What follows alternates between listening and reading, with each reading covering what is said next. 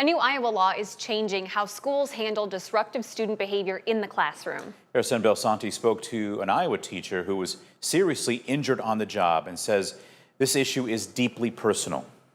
I was attacked by students on the job, which has led to at least 3 of my vertebrae being ruptured and has led to, Talking about what happened is still difficult for Kimberly Smith. That injury led to a surgery. It's called a spinal fusion, and during that spinal fusion, I asphyxiated on the table. I almost died.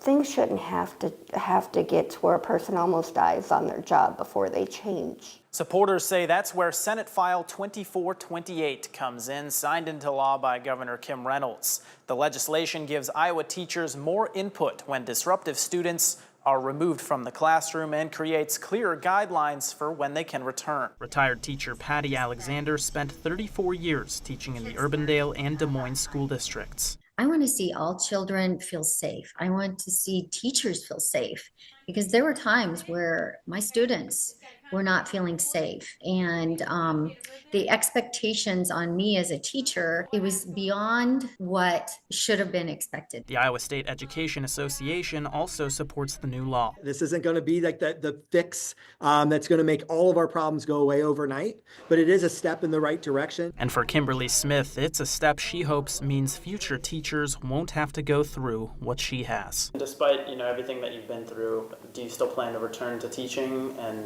why? Yes. And why? It's because this is my calling. This is what I was born to do. Reporting from the Quad Cities, Harrison Belsanti, WQAD News 8. According to a 2024 survey by the National Education Association, student behavior has become a top concern.